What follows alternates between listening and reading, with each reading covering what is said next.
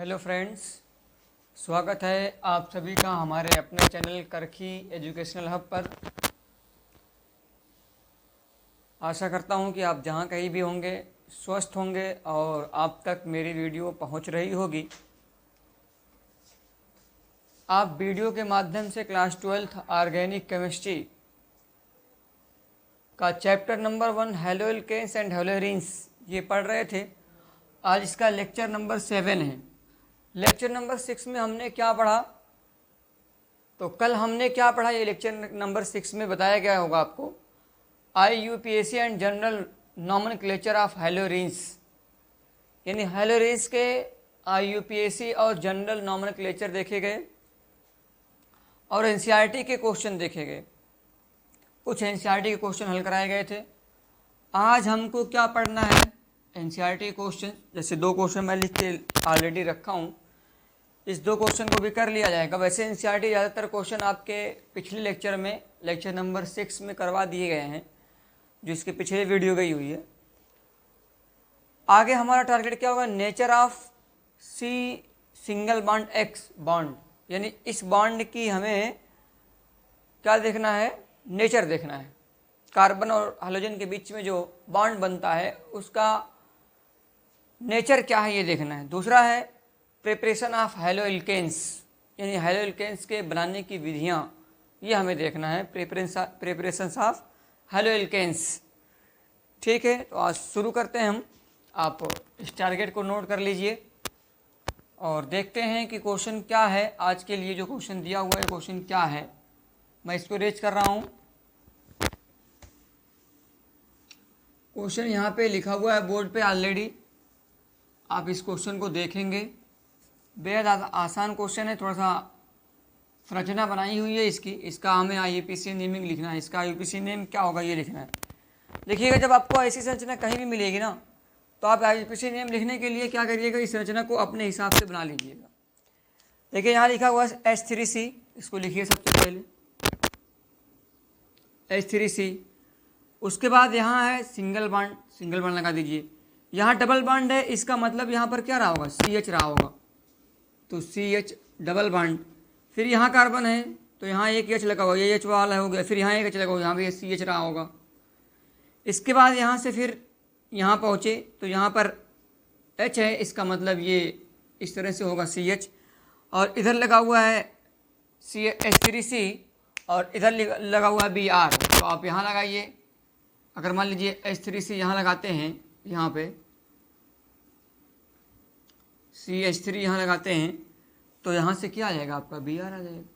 क्या आ जाएगा, Br। तो ये इसकी संरचना बन जाएगी। अब हम इसका IUPAC नेमिंग यहाँ से अगर करते तो थोड़ा सा आपको लगता कि टफ है, तो यहाँ से IUPAC नेमिंग और आसान हो जाएगी। देखिएगा, अब इसकी आप एक सीधी श्रृंखला बना लीजिए। ये NCERT में क्वेश्चन दिया हुआ है, आप देखेंगे उदाहरण नंबर 10.2 यही क्वेश्चन है, ठीक है। तो आप अगर श्रृंखला बनाएंगे तो 1 2 3 4 और 5, ये 5 कार्बन की श्रृंखला बनेगी, ठीक है। तो आप 5 कार्बन की श्रृंखला बना करके उसके बाद इसका नॉमिनेशन कर दीजिए। देखिए क्या नाम होगा इसका, श्रृंखला बनेगी। ऐसे ऐसे जाएंगे, जैसे बताया गया है आपको श्रृंखला बनाने का तरीका, वैसे बनाएंगे। जैसे देखिए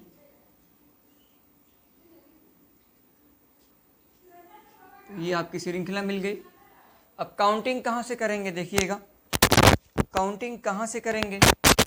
तो अगर यहाँ से किया जाए, मान लीजिए 1 2 3, तो 3 नंबर पे डबल बॉन्ड आ रहा है, 1 2 नंबर पे Br आ रहा है। और अगर यहाँ से करूँ तो 1 2 नंबर पे डबल बॉन्ड आ रहा है, तो डबल बॉन्ड जिधर से नज़दीक पड़ेगा उधर से हम नज़दीक वाले से काउंटिंग करेंगे। जैसे आप क्वेश्चन इसको देख लीजिएगा, यहाँ दिया हुआ है क्वेश्चन, ठीक है। तो अब हम देखें इसमें क्वेश्चन में आगे बढ़ें, इसकी काउंटिंग करें। तो यहाँ देखिए काउंटिंग यहाँ से करूँ 1 2 3 4 और 5, ऐसे ही काउंटिंग होंगे क्योंकि यहाँ से डबल बॉन्ड को कम नंबर मिल रहा है। तो इसका नाम क्या बन जाएगा, देखिएगा सबसे पहले 4 नंबर के साथ Br जुड़ा हुआ तो ब्रोमो होगा, तो ये हो जाएगा 4 ब्रोमो। उसके बाद फिर आगे बढ़िए, कुल कितने कार्बन हैं, 5 कार्बन को क्या कहते हैं, पेंट। उसके बाद 2 नंबर से डबल बॉन्ड है तो 2 इन, तो ये आपका नाम हो जाएगा 4 ब्रोमो पेंट 2 इन, ये आपका पहला नॉमिनेशन कंप्लीट हो गया, जिसका इस तरह नाम लिखा जाएगा। इसी तरह इसकी भी संरचना बना लीजिए, दूसरे वाली की। ये पहला हो गया, दूसरी की संरचना यहाँ बना रहा हूँ। देखिएगा यहाँ लिखा हुआ है, यहाँ पर H है और यहाँ H है, और उसके बाद ये देखिए डबल बॉन्ड लगा हुआ है, तो डायरेक्ट इसी कार्बन से डबल बॉन्ड लिखा हुआ है, यानी कि ये ऐसे है। देखिएगा CH2 डबल बॉन्ड, फिर इसके बाद यहाँ लिखा हुआ है CH, और यहाँ से जुड़ा हुआ है क्या, CH3। क्या जुड़ा हुआ है, CH3, तो यहाँ से जोड़ दीजिए CH3।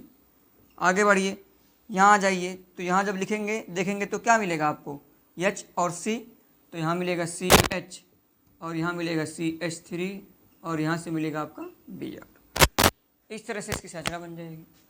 अब देखिए हम इसकी काउंटिंग कैसे करते हैं, इसकी श्रृंखला कैसे बनाते हैं, यही क्वेश्चन था। ये क्वेश्चन नंबर आपका है 2 NCERT बुक में 10 दशमलव का, ये पहला क्वेश्चन था और ये दूसरा क्वेश्चन। इस तरह कुल इसमें 6 क्वेश्चन दिए हुए हैं, ये दूसरा क्वेश्चन था। ठीक है, तो हम देखते हैं कि इसकी काउंटिंग किधर से होगी और कहाँ से इसकी काउंटिंग करके और श्रृंखला बनेगी। तो जैसे देख लीजिए, अगर मैं श्रृंखला बनाऊँ तो 1 2 3 4 ऐसे बन रही है, और अगर मान लो यहाँ से बनाओ 1 2 3 4 तब भी ऐसे बन रही है। तो आप ऐसा करिए कि चाहे ऐसे बना लीजिए या ऐसे बना लीजिए, दोनों बात एक ही है। तो मैं ऐसे श्रृंखला बना रहा हूँ, देखिएगा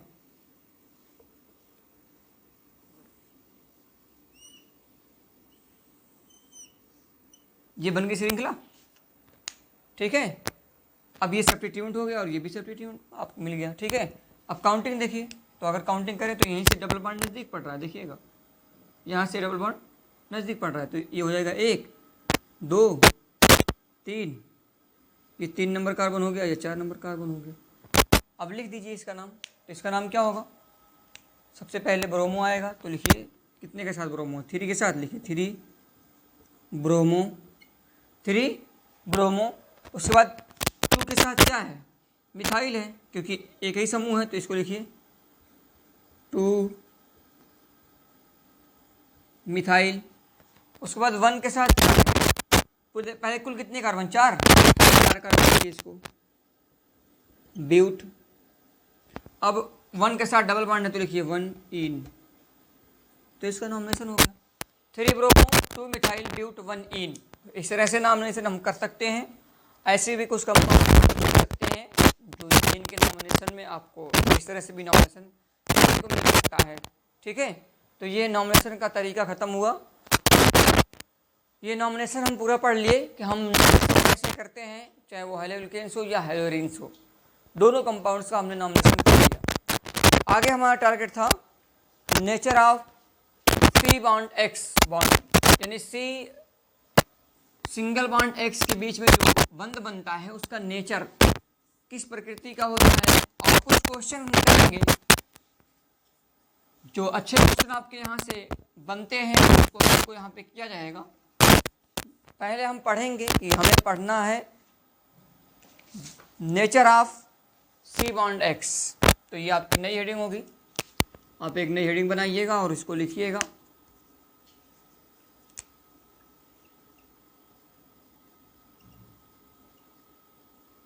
nature of C bond X।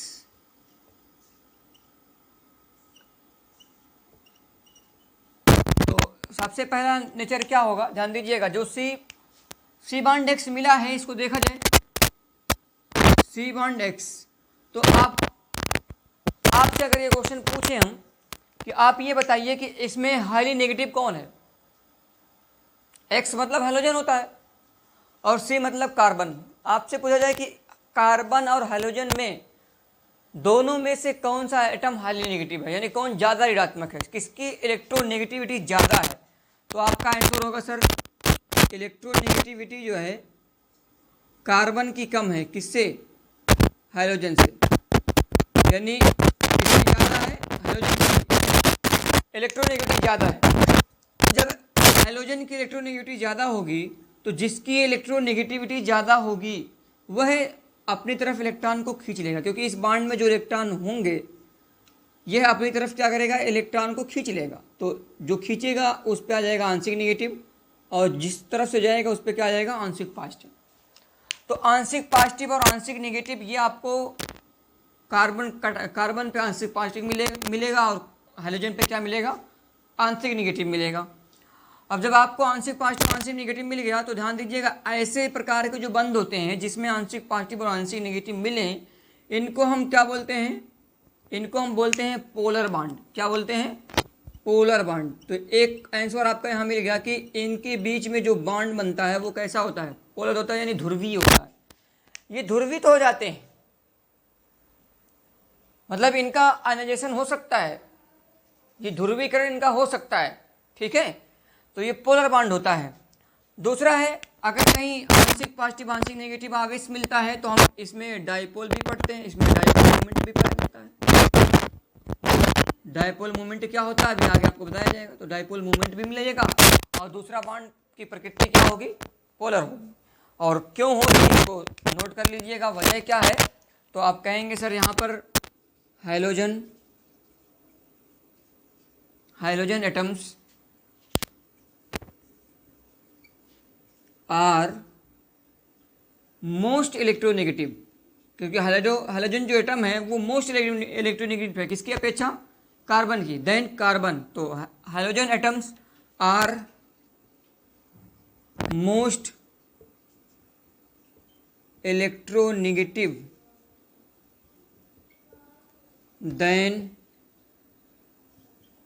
Carbon, ठीक है।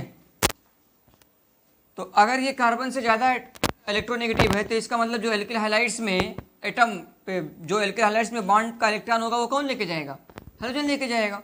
तो आप लिख सकते हैं the carbon hydrogen bond, the carbon hydrogen bond of alkyl halides ऑफ alkyl halides is polarized,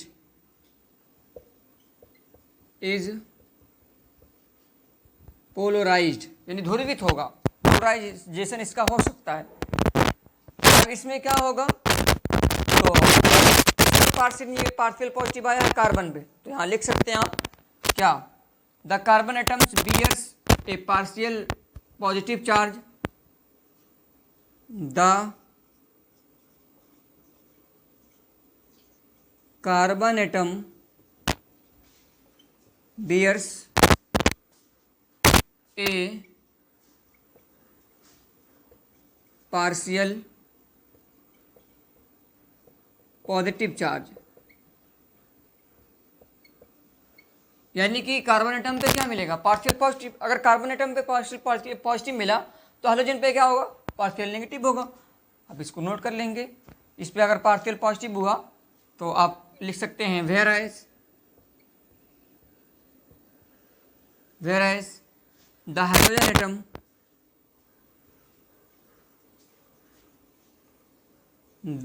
atom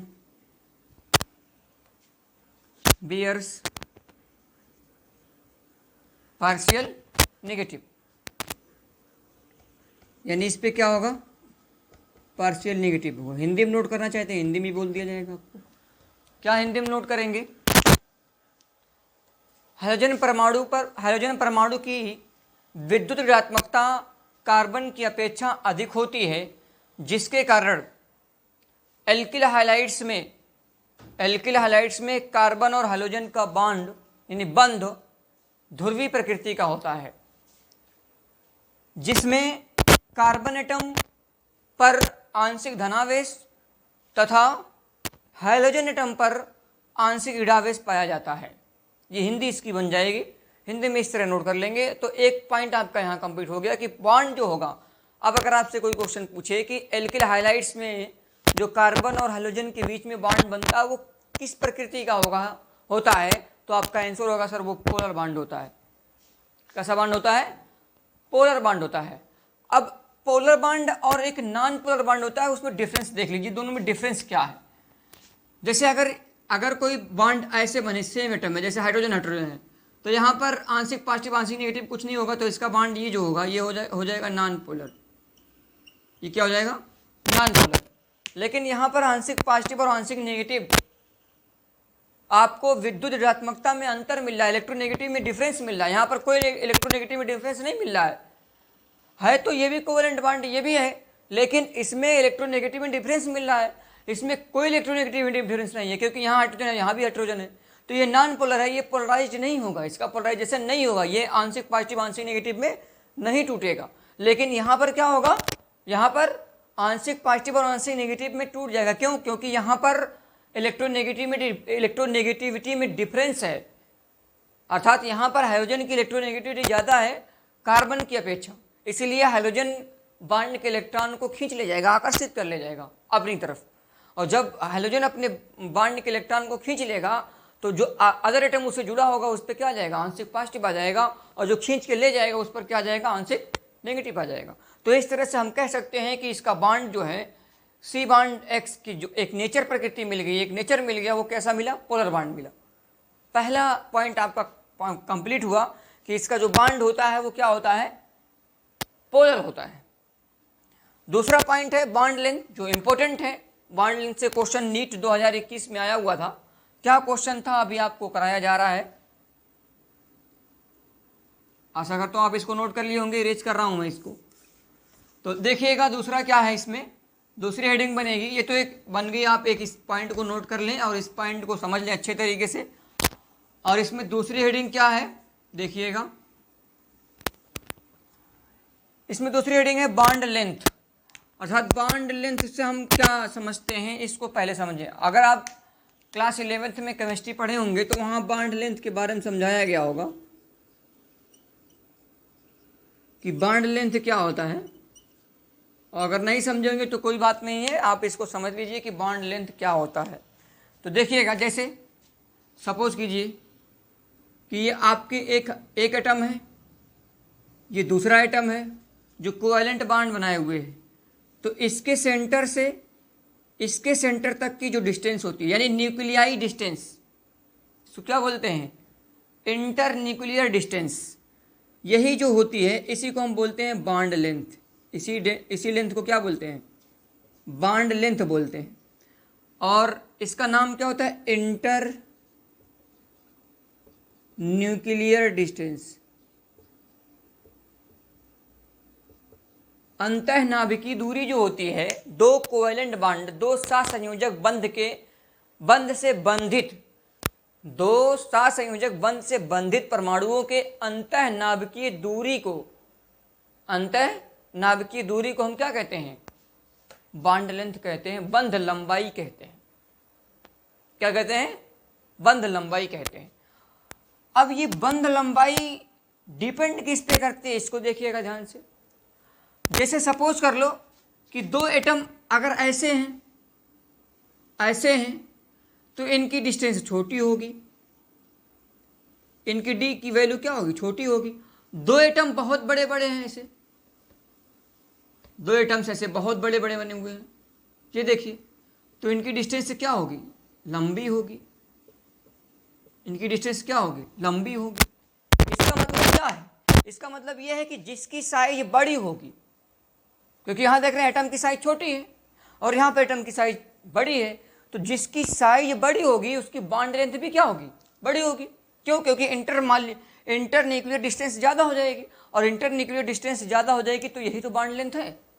और यहाँ पर इंटर न्यूक्लियर डिस्टेंस, अंतःनाभिकीय दूरी, ये कम है, मिनिमम है, और यहाँ पर मैक्सिमम है।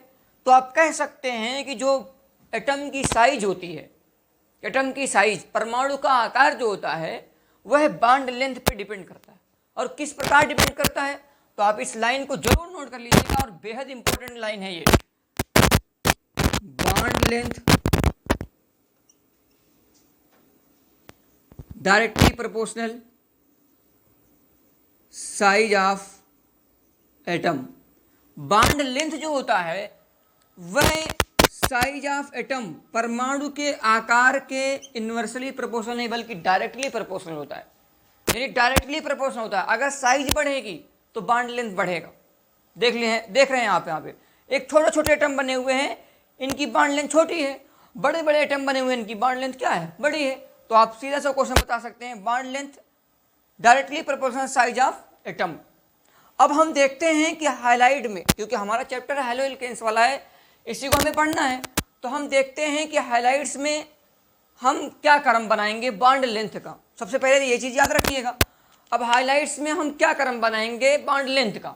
तो अगर आप हाइलोजन वाले ग्रुप में, हाइलोजन फैमिली में, ठीक है, ऊपर से नीचे जा रहे हैं, ऊपर से नीचे जा रहे हैं, तो सबसे पहले कौन मिलता है? फ्लोरीन मिलता है। सबसे पहले फ्लोरीन मिलता है, उसके बाद कौन मिलता है? क्लोरीन मिलता है। उसके बाद क्लोरीन के बाद कौन मिलता है? क्लोरीन के बाद आता है ब्रोमीन। कौन आता है? ब्रोमीन। ब्रोमीन के बाद कौन आता है? आयोडीन। इसका मतलब जब ऊपर से नीचे जाएंगे, ध्यान दीजिएगा, साइज वाली आप प्रॉपर्टी पढ़े होंगे, पीरियडिसिटी पढ़े होंगे साइज वाले, कि ऊपर से किसी भी वर्ग में ऊपर से नीचे जाने पर उसकी साइज बढ़ती है। उसकी साइज क्या होती है? बढ़ती है। इसका मतलब इसमें साइज सबसे ज़्यादा किसकी होगी? तो साइज सबसे ज़्यादा होगी आयोडीन की। साइज सबसे ज़्यादा किसकी होगी? आयोडीन की होगी। तो जब साइज सबसे ज़्यादा आयोडीन की हुई, तो इससे जो कार्बन हो, इससे जो हाइलाइट बनेगा, उसकी बॉन्ड लेंथ भी क्या हो जाएगी? ज़्यादा हो जाएगी। उसकी बॉन्ड लेंथ भी ज़्यादा हो जाएगी। क्यों? क्योंकि आयोडीन की साइज ज़्यादा है। और आप बॉन्ड लेंथ का फार्मूला क्या पढ़े? बॉन्ड लेंथ डायरेक्टली प्रोपोर्शनल होता है किसके?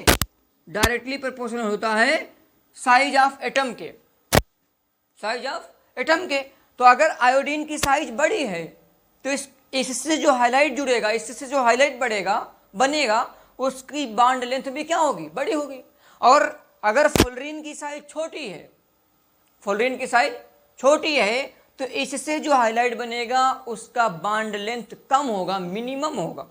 तो आपका आंसर क्या बन सकता है? बॉन्ड लेंथ का ऑर्डर क्या बन सकता है?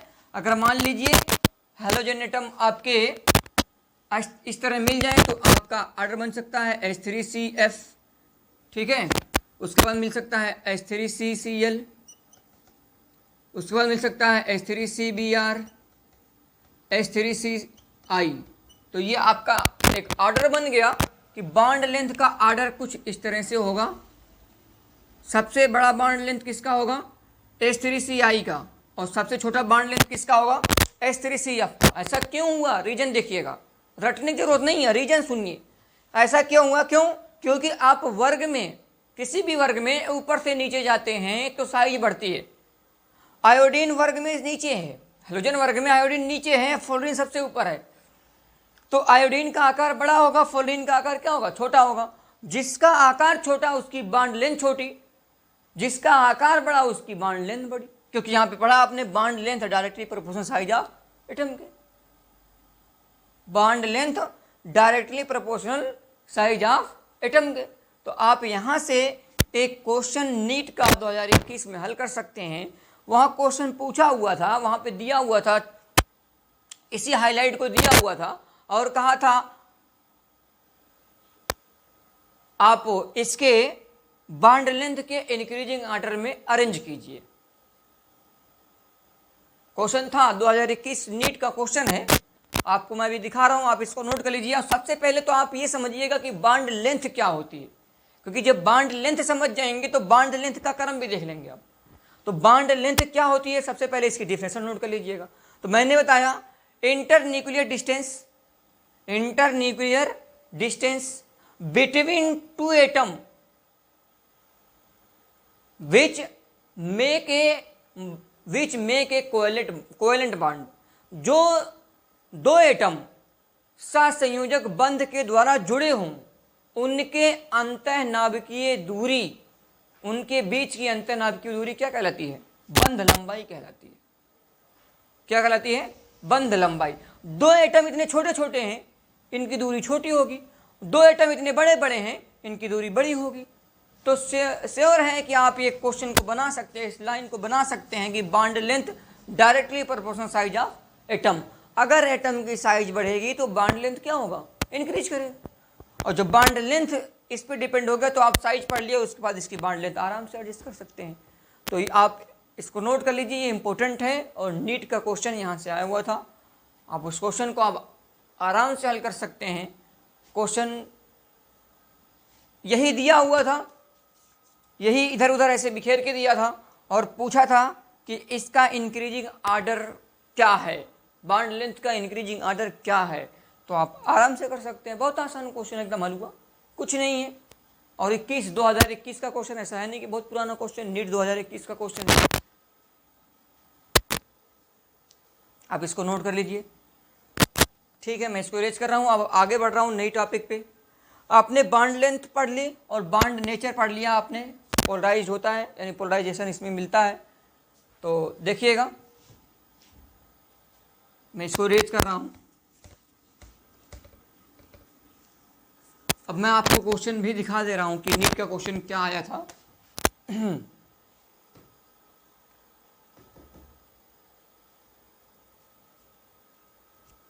देखिएगा क्या आया था नीट का क्वेश्चन।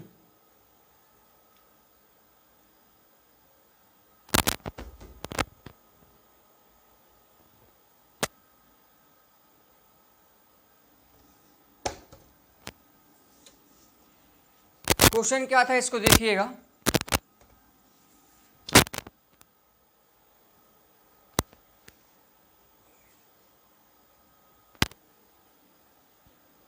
क्वेश्चन क्या था, मैं आपको क्वेश्चन करा दे रहा हूँ। क्वेश्चन में रखा हुआ हूँ, ठीक है। अब देखिएगा क्वेश्चन क्या था, नीट 2021 में था, क्वेश्चन आया हुआ था, इसी बॉन्ड लेंथ से आया हुआ था क्वेश्चन। क्वेश्चन नोट कर लीजिए आप लोग।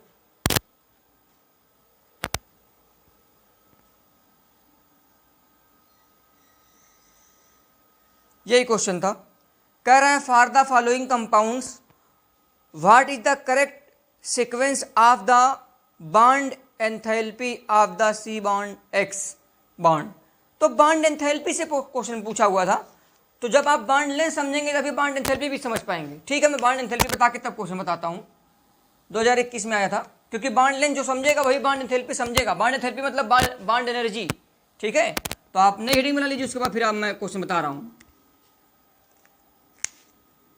क्योंकि बॉन्ड एंथैल्पी का क्वेश्चन है। तो बॉन्ड एंथैल्पी वाला क्वेश्चन, बॉन्ड लेंथ जो समझेगा वही बॉन्ड एंथैल्पी भी समझ पाएगा। तो आपकी नई हेडिंग होगी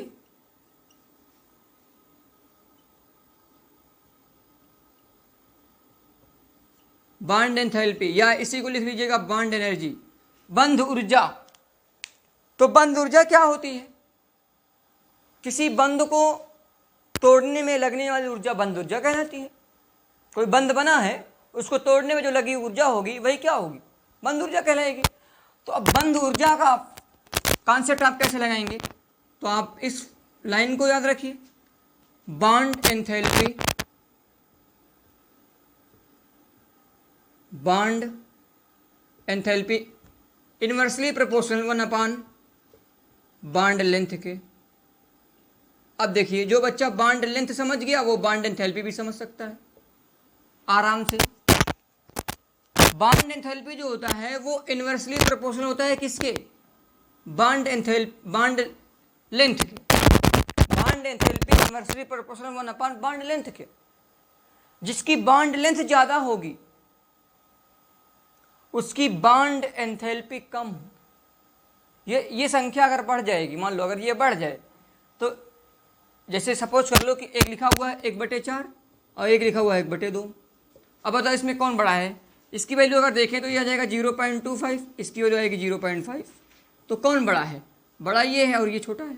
इसका मतलब अगर ये बढ़ेगा तो ये क्या होगा, घटेगा, और ये घटेगा तो ये क्या होगा, बढ़ेगा, ठीक है। तो इस तरह से आप इसको नोट कर सकते हैं।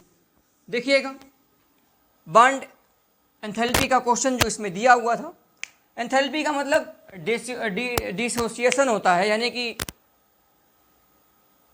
घोलना होता है। आप किसी बंध को तोड़ दें, डिसोसिएट कर दें, तोड़ दें उसको, उसमें जो ऊर्जा लगे उसको क्या बोलते हैं, बॉन्ड एंथैल्पी बोलते हैं, बंध ऊर्जा बोलते हैं।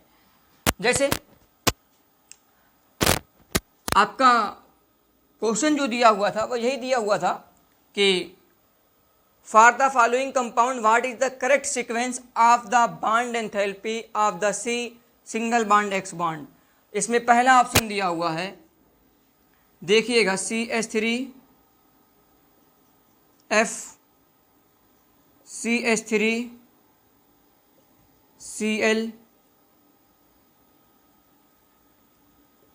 CH3 Cl CH3Br, उसके बाद यहाँ दिया हुआ है CH3I। दूसरा ऑप्शन दिया हुआ है CH3Cl, CH3F, CH3Br, CH3I। ये इस तरह से दिया हुआ है। सी ऑप्शन दिया हुआ है CH3F, CH3Cl,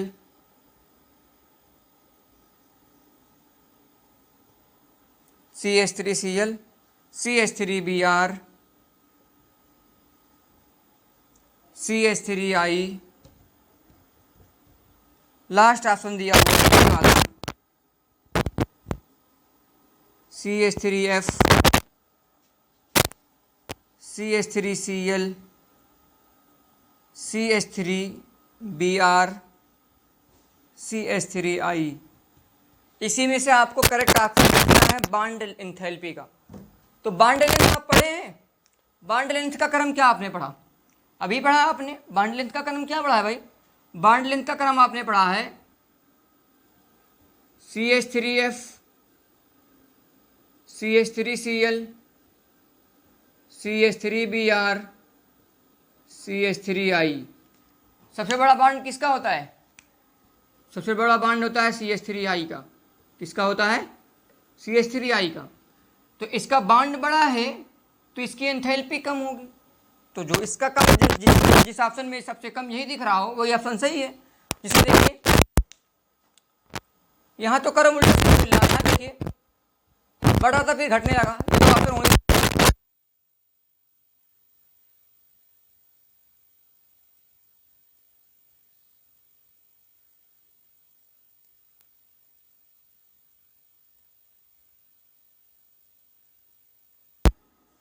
ये गलत है, ऑप्शन ऑलरेडी सही है। ये आया था नीट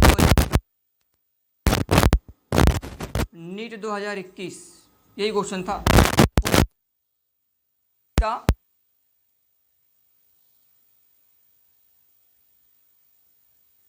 जो है एंथैल्पी, बॉन्ड लेंथ समझ गए तो बॉन्ड एंथैल्पी ऑटोमेटिक समझ जाएगी। ठीक है, क्योंकि इसकी ज़्यादा है तो बॉन्ड एंथैल्पी इसकी क्या होगी? कम हो जाएगी। बॉन्ड लेंथ इसकी ज़्यादा है ना, तो बॉन्ड एंथैल्पी इसकी क्या होगी? कम होगी। सबसे कम इसी की दी होगी, ये क्रम सही है। और इसकी बॉन्ड लेंथ सबसे कम है तो इसकी बॉन्ड एंथैल्पी सबसे ज़्यादा हो जाएगी। यहाँ देखिए सबसे ज़्यादा, बिल्कुल हो गया। क्वेश्चन रहते हैं, टफ क्वेश्चन नहीं रहते, आप कर लीजिए। बॉन्ड एंथैल्पी भी समझ गए आप। अब मैं आगे पॉइंट की तरफ बढ़ रहा हूँ, और आगे पॉइंट क्या है? डाइपोल मोमेंट, जो अभी आप पढ़े हैं। डाइपोल मोमेंट पॉइंट आया था, डाइपोल मोमेंट क्या होता है। ठीक है, इसको मैं रेज कर रहा हूँ। अगली हेडिंग है डाइपोल मोमेंट। डाइपोल मोमेंट, तो डाइपोल मोमेंट क्या है इसको देखिए।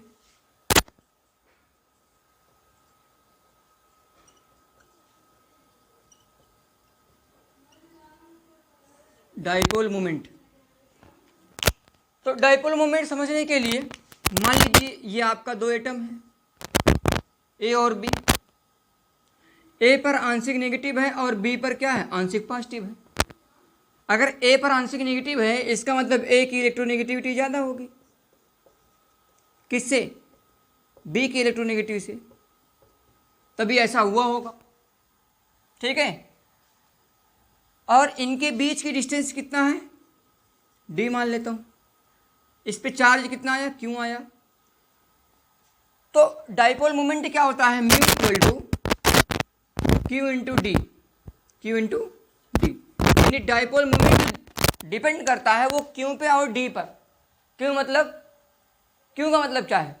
क्यू का मतलब ये है कि जो बंध बनेगा जिस एटम के बीच में, उनके बीच का डिफरेंस, उनके बीच में चार्ज का डिफरेंस कितना ज़्यादा है।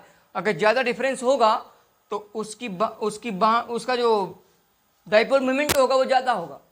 अगर दूरी ज़्यादा आएगी तब भी क्या होगा? डाइपोल मोमेंट ज़्यादा होगा। तो अब आप देखिए क्रम में, आपको क्रम क्या मिला था अभी इसके पहले?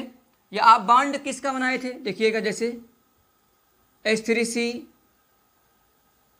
H3CF था, H3CCl था, H3CBr था, H3CI था, यही आपको मिला था अभी।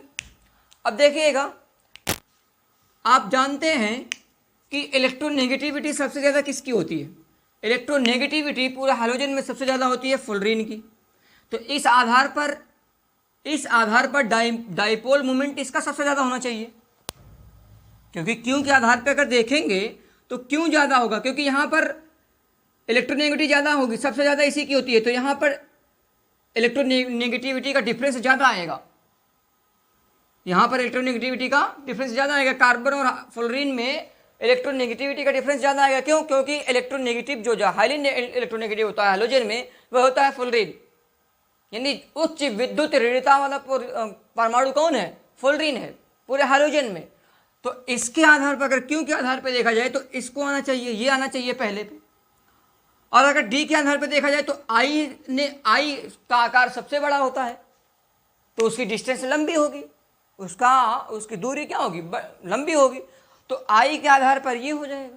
तो अब क्या करें, क्योंकि क्यू के आधार पर तो ये मिल रहा है और आई के आधार पर ये मिल रहा है। अब फार्मूले में आपने पढ़ा क्या? Mu equal to q into d, q into d, यानी क्यू पे भी डिपेंड करेगा, डी पे भी डिपेंड करेगा।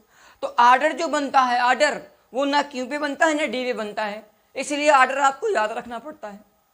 इसलिए डाइपोल मोमेंट इंपॉर्टेंट भी है, डाइपोल मोमेंट का आर्डर आपको याद भी करना पड़ता है इसी वजह से।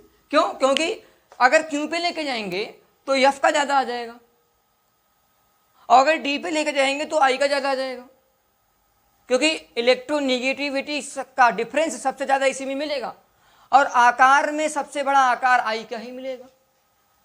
तो इसलिए इस पे आपको कन्फ्यूजन हो जाएगी। तो आप एक क्रम है, इस क्रम को याद रखिएगा, और ये इंपॉर्टेंट भी है कि सबसे पहले डाइपोल मोमेंट में H3Cl आता है, उसके बाद आता है H3CF, उसके बाद आता है H3CBr, और उसके बाद आता है H3Ci। तो ये क्रम याद रखिएगा, इसका कोई लॉजिक नहीं है, इस क्रम को ऐसे आपको याद करना पड़ेगा। क्यों? क्योंकि लॉजिक में काम क्या कर रहा था? क्यू डी, यही काम कर रहा था, क्यू और डी, और क्यू और डी के हिसाब से ये क्रम आपका गलत हो जाता। अगर क्यू के हिसाब से करते तो ये इसमें दिक्कत आती, और अगर डी के हिसाब से करते तो क्यू में दिक्कत आ जाती। तो इसलिए इसका एक मिक्सर क्रम मिलता है और ये मिलता है। तो आप डाइपोल मोमेंट का क्रम ये याद रखिएगा, यही होगा डाइपोल मोमेंट का करेक्ट क्रम। ठीक है, सीक्वेंस यही होगा डाइपोल मोमेंट का। आप इसको समझ लिए होंगे तो इसको नोट कर लीजिएगा आप। ये हुआ nature of C bond X, यानी आपने एक टॉपिक कंप्लीट कर ली कि nature of C bond X किस तरह से आप पढ़ते हैं।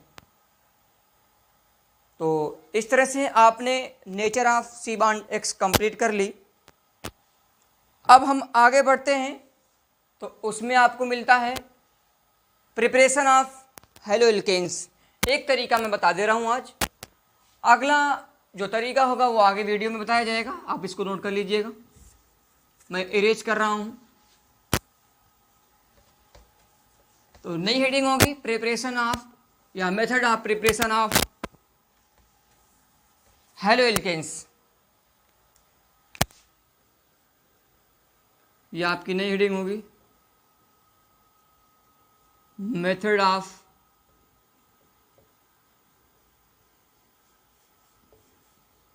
प्रिपरेशन ऑफ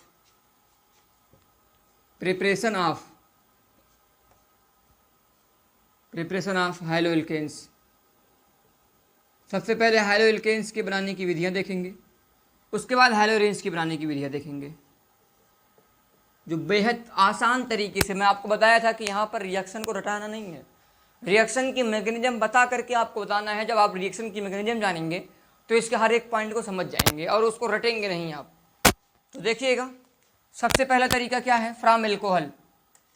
पहला तरीका है फ्रॉम एल्कोहल, यानी एल्कोहल से आप बनाएंगे क्या?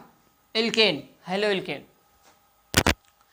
एल्कोहल्स में सबसे पहला मिलेगा a point, reaction with HX hydrogen halide.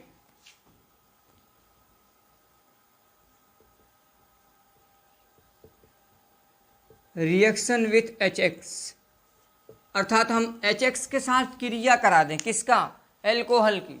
Alcohol की रिएक्शन हम HX के साथ करा दें तो हमें क्या मिल जाएगा? हेलो एल्केन्स मिल जाएगा। कैसे? देखिएगा, जैसे मान लीजिए ये आपका एल्कोहल है ROH, ये एल्कोहल है, इसकी रिएक्शन किसके साथ कराना है? HX के साथ। तो आप क्या करिए, OH और H को निकाल दीजिए यहाँ से। ये चीज़ यहाँ से निकलेगी तो क्या मिल जाएगा आपका? देखिएगा, R और X और प्लस H2O, यही तो आपका हेलो एल्केन है। बताइए, रिप्रेजेंट करने का तरीका यही तो बताया गया था हेलो एल्केन का। RX यही तो हेलो एल्केन होता है, तो ये एल्कोहल से हेलो एल्केन मिल सकता है। जैसे एग्जांपल कर लीजिए इस पे, अब मान लीजिए ऐसा भी हो सकता है एग्जांपल में। देखिए क्या आ सकता है, सपोज हेलो एल्कोहल में ये मिल गया CH3CHOH CH3, और इसकी क्रिया मैंने करवा दी HBr के साथ। HX में X की जगह पे मैंने Br ले लिया, HBr के साथ मैंने इसकी रिएक्शन करवा दी इन प्रेजेंस ऑफ ZnCl2, तो ये HOH यहाँ से निकल जाएगा। जब HOH निकल जाएगा तो ये चीज़ बचेगी, इसके साथ Br के साथ जुड़ जाएगी, तो क्या बन जाएगा? देखिएगा CH3, ये लिखा हुआ है CH ऐसे रहेगा, यहाँ CH के साथ क्या जाएगा? Br, यहाँ Br आ गया और यहाँ क्या आ गया? CH3 आ गया। ये बताओ हेलो एल्केन्स है कि नहीं है? ये आपका आ गया हेलो एल्केन्स, हेलो एल्केन आ गया। और क्या बना? Plus H2O। तो ये हेलो एल्केन बनाने का तरीका है। और भी एग्जांपल आप कर सकते हैं, जैसे एक एग्जांपल और करके देखिए, ये वाला देखिए एग्जांपल, CH3COH CH3 प्लस इसकी क्रिया मैंने इस बार HCl से करवा दी, HCl के साथ। ठीक है, तो जब HCl के साथ रिएक्शन होगी तो ये HOH बाहर निकल जाएगा। अब यहाँ जैसे Br जुड़ा था वैसे क्या जुड़ जाएगा? Cl जुड़ जाएगा। अब Cl इससे जुड़ जाएगा, और जब Cl इससे जुड़ेगा तो क्या बनेगा? देखिएगा, तो यहाँ बन जाएगा आपका रिएक्शन में CH3, इसके साथ क्या जुड़ जाएगा? Cl, यहाँ से CH3 और ऊपर से CH3, और यहाँ निकल जाएगा क्या? जल H2O। तो इस तरह से आपका हेलो एल्केन्स एल्कोहल से बन सकता है। ये एक तरीका है एल्कोहल से हेलो एल्केन बनाने का। इसकी मैकेनिज्म इंपॉर्टेंट है, आप इसकी मैकेनिज्म देख लीजिए, और इसमें कुछ पॉइंट इंपॉर्टेंट हैं जो बोर्ड की दृष्टि से नहीं, लेकिन कम्पिटिटिव एग्जाम, जैसे कोई कंपटीशन एग्जाम होता है नीट वगैरह का या जेई का, तो उसमें आपको कुछ क्वेश्चन मिल सकते हैं जो अच्छे क्वेश्चंस होते हैं। ठीक है, मैं इसको इरेज कर रहा हूं। जैसे देखिएगा इसकी मैकेनिज्म क्या है, मैकेनिज्म इसकी क्या है, रिएक्शन क्या है। देखिएगा, जैसे मैंने ये ले लिया था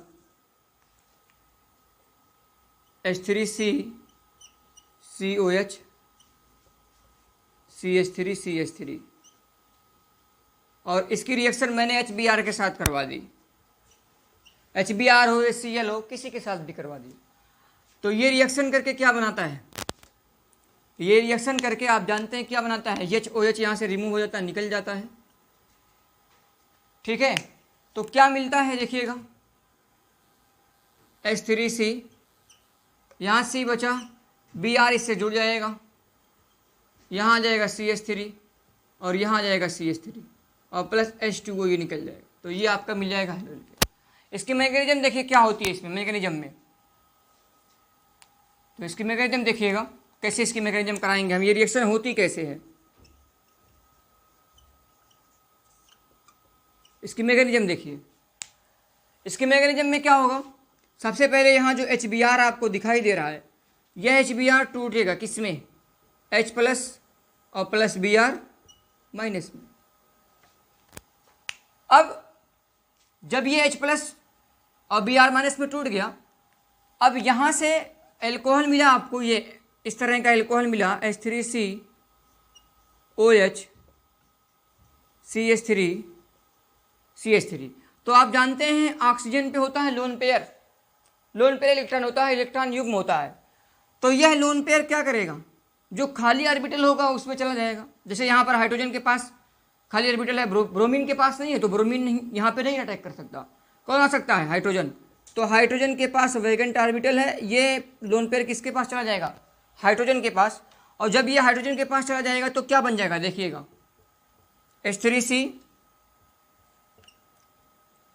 H3C तो ये इससे इलेक्ट्रॉन निकलेंगे तो ये आ जाएगा पॉजिटिव में, ठीक है, C और इस पे एक लोन पेयर बचा और ये पॉजिटिव में आ गया। और यहाँ से ये हाइड्रोजन तो था पहले से, यहाँ एक हाइड्रोजन पहले से था और ये हाइड्रोजन यहाँ से इससे जुड़ गया। ये चीज़ यहाँ पे जैसे थी वैसे ही है। इस चीज़ को समझे है ना। ये देखिए H3C यहाँ पे है, C ये यहाँ पे है, CH3 यहाँ पे CH3। अब ये अपना लोन पेयर इसको दे दिया, जब दिया तो इस पे क्या जाएगा, पॉजिटिव आ जाएगा। और एक लोन पेयर बचा हुआ, ये बचा हुआ और ये चीज़ के साथ जुड़ गया। अब ये जो आपको मिला है, ये चीज़ आपको जो मिली है, ये गुड लिविंग ग्रुप है। आप पढ़े होंगे जल जो होता है वो गुड लिविंग ग्रुप होता है, तो एक तरह का ये जल है, तो ये गुड लिविंग ग्रुप है। और जो गुड लिविंग ग्रुप है ये आसानी से बाहर निकल जाएगा। तो इसका मतलब यहाँ पर ये ऑटोमेटिक ही अपने आप ही बाहर निकल जाएगा। तो जब यहाँ से ये चीज़ बाहर निकलेगी तो कार्बन से इलेक्ट्रॉन ये खींच ले जाएगा, और जब कार्बन से इलेक्ट्रॉन खींच जाएगा तो कार्बन पे क्या आ जाएगा, पॉजिटिव आ जाएगा। तो आपको कुछ इस प्रकार की स्पीशीज मिल सकती है, H3C C positive CH3 CH3, ये मिल सकता है कि नहीं मिल सकता है, ये चीज़ आपको मिल सकती है। अब जब आपको ये चीज़ मिल गई तो यहाँ पर आपको मिल गया वैकेंट ऑर्बिटल। इसको क्या चाहिए, इलेक्ट्रॉन चाहिए। इलेक्ट्रॉन किसके पास है, Br के पास है। अब Br को इसके साथ अटैक करवा दीजिए, तो अब Br इसके साथ अटैक कर सकता है यहाँ पे। अब इसके साथ में Br अटैक कर सकता है, Br की रिएक्शन इसके साथ में हो सकती है। तो Br माइनस इस पर क्या कर सकता है, अटैक कर सकता है। और जब Br माइनस इस पर अटैक करेगा तो क्या बन जाएगा, देखिएगा H3C CBr CH3 CH3। ये देखिए यही प्रोडक्ट तो आपने बनाया था, ये देखिए यही प्रोडक्ट आपने बनाया था। और जल यहाँ निकला है कि नहीं निकला है। तो ये बीच में एक इंटरमीडिएट बना हुआ है, यानी मध्यवर्ती बना हुआ है, इसका नाम क्या है, कार्बोकैटायन। और जहाँ पे कार्बोकैटायन इंटरमीडिएट बनता है वहाँ पर रीअरेंजमेंट पॉसिबल होता है। रीअरेंजमेंट का मतलब समझ रहे हैं, पुनर्विन्यास। अब आपको मैं एग्जाम्पल इस वीडियो में नहीं करा सकता, लेकिन कुछ नोट पॉइंट आप जरूर नोट कर लीजिएगा। जैसे क्या, आप इस रिएक्शन को नोट कर लीजिए, उसके बाद नोट पॉइंट क्या है इसको मैं नोट करवा रहा हूँ। रिएक्शन समझिए होंगे आप, इसकी मैकेनिज्म समझिए, मैकेनिज्म से समझ जाएंगे आप रिएक्शन की, तो रिएक्शन को रटेंगे नहीं कभी भी, रिएक्शन को कभी भी रटेंगे नहीं, उसको समझ के करेंगे आप। मैं इसको रेज कर रहा हूँ, अब नोट पॉइंट इसका नोट कर लीजिए। उसके बाद मैं अपनी क्लास को यहीं पे ख़त्म करूँगा, यहीं पे समाप्त होगी क्लास। उसके बाद नए वीडियो में नए जोश के साथ आपको मिलेंगे, जिसमें आपको ये बताया जाएगा कि रीअरेंजमेंट कैसे होता है, रीअरेंजमेंट से कैसे प्रोडक्ट बनता है।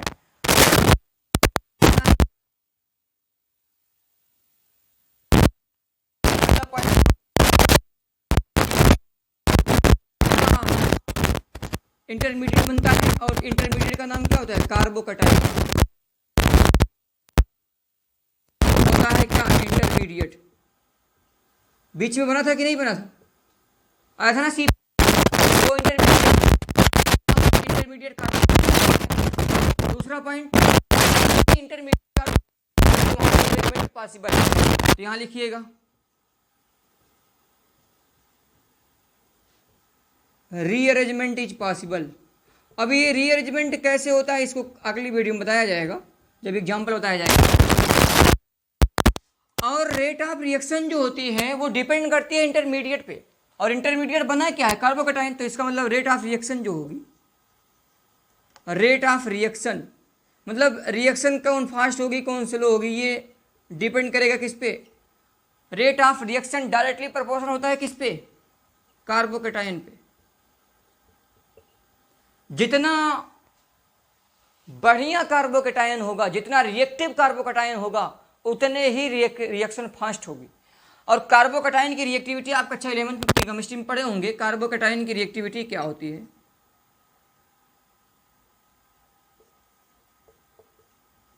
कार्बोकेटाइन की reactivity, reactivity of carbocation, reactivity of carbocation, reactivity of carbocation. तो इसमें सबसे ज़्यादा रिएक्टिव होता है 3 डिग्री कार्बोकेटाइन, उसके बाद होता है 2 डिग्री कार्बोकेटाइन, उसके बाद होता है 1 डिग्री कार्बोकेटाइन, और उसके बाद होता है मिथाइल कार्बोकेटाइन। सबसे कम रिएक्टिव जो होता है वो होता है मिथाइल कार्बोकेटाइन, और सबसे ज़्यादा होता है 3 डिग्री कार्बोकेटाइन। इसका मतलब अगर 3 डिग्री कार्बोकेटाइन कहीं मिल रहा है तो उसकी रिएक्शन सबसे जल्दी होगी, उससे प्रोडक्ट सबसे ज़्यादा मात्रा में मिलेगा और सबसे जल्दी मिलेगा। तो आप इस चीज़ को ज़रूर नोट रखिएगा। और इसमें एक पॉइंट ये नोट कर लीजिएगा कि आप इस रिएक्टिविटी को नोट कर लिए हैं कार्बोकेटाइन वाले की, तो इसमें हाइड्रोजन वाला भी नोट कर लीजिएगा। आप देखिएगा जब ये मिल गया आपको तो इसका मतलब एक चौथा पॉइंट क्या होगा कि यहाँ पर रेट ऑफ रिएक्शन एल्कोहल में अगर देखा जाए, क्योंकि ये प्रोडक्ट किससे बन रहा है, एल्कोहल से, तो रेट ऑफ रिएक्शन एल्कोहल की अगर देखा जाए तो क्या होगी, 3 डिग्री कार्बोकेटाइन मोर रिएक्टिव है, इसका मतलब 3 डिग्री एल्कोहल से 3 डिग्री कार्बोकेटाइन बनेगा, और 2 डिग्री एल्कोहल से 2 डिग्री कार्बोकेटाइन, 1 डिग्री एल्कोहल से 1 डिग्री कार्बोकेटाइन। जिस प्रकार का एल्कोहल उसी प्रकार का कार्बोकेटाइन इंटरमीडिएट बनेगा। बीच में इंटरमीडिएट कार्बोकेटाइन बना था ना, तो जिस प्रकार का एल्कोहल होगा उसी प्रकार का कार्बोकेटाइन भी बनेगा। तो इसका मतलब 3 डिग्री एल्कोहल सबसे ज़्यादा रिएक्टिव होगा, और उसके बाद 2 डिग्री एल्कोहल होगा, उसके बाद 1 डिग्री एल्कोहल होगा, और उसके बाद मिथाइल एल्कोहल होगा। तो ये इस तरह से ये भी इंपॉर्टेंट ऑर्डर है, याद रखिएगा इसको। सबसे ज़्यादा रिएक्टिव कौन सा एल्कोहल होता है, 3 डिग्री एल्कोहल। और डिग्री पहचानना मैं आपको पहली वीडियो में बताया हूँ, जो बच्चे पहली वीडियो नहीं देखे हैं वो डिग्री कभी भी नहीं पहचान पाएंगे, और डिग्री नहीं पहचान पाएंगे तो रिएक्शन जरूर गलत हो जाएगी, क्योंकि डिग्री अगर नहीं पहचानने आएगी तो आप कौन सी रिएक्शन कब कहाँ करानी है आप समझ ही नहीं पाएंगे अच्छे तरीके से। ठीक है, तो आप इस चीज़ को नोट कर लीजिएगा, ये आपका नोट पॉइंट है। इसके बाद लास्ट पॉइंट एक और है, ऑर्डर ऑफ रिएक्टिविटी किसके, हाइड्रोजन की। जो आप HX HCl HF मिला रहे हैं इसमें सबसे ज़्यादा रिएक्टिव कौन होगा, तो सबसे ज़्यादा रिएक्टिव होगा HI, क्योंकि उसका बॉन्ड लंबा होगा, बॉन्ड लेंथ उसकी लंबी होगी, वहाँ से I जल्दी रिमूव हो जाएगा, I जल्दी निकल सकता वहाँ से, क्योंकि HBr H plus I Br में H प्लस और Br माइनस में टूटा था, तो वहाँ से H प्लस और I माइनस जल्दी से टूटेगा क्योंकि उसको बॉन्ड लेंथ बड़ी होगी। ठीक है, तो ऑर्डर ऑफ रिएक्टिविटी याद रखिएगा।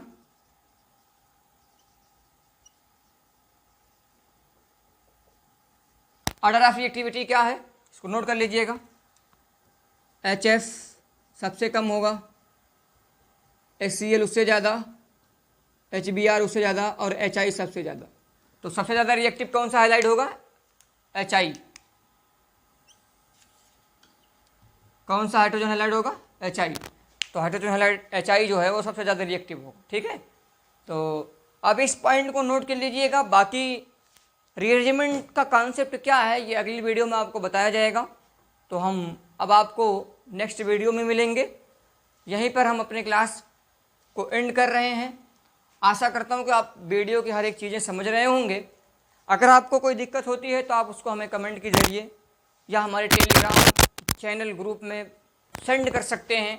आपको वीडियो के डिस्क्रिप्शन में टेलीग्राम चैनल की लिंक मिल जाएगी आपको, आप वहाँ अपने डाउट को भेज सकते हैं, वहाँ से आपको आपका डाउट सॉल्व कर दिया जाएगा। तब तक के लिए आप अपना ख्याल रखें। Thank you very much.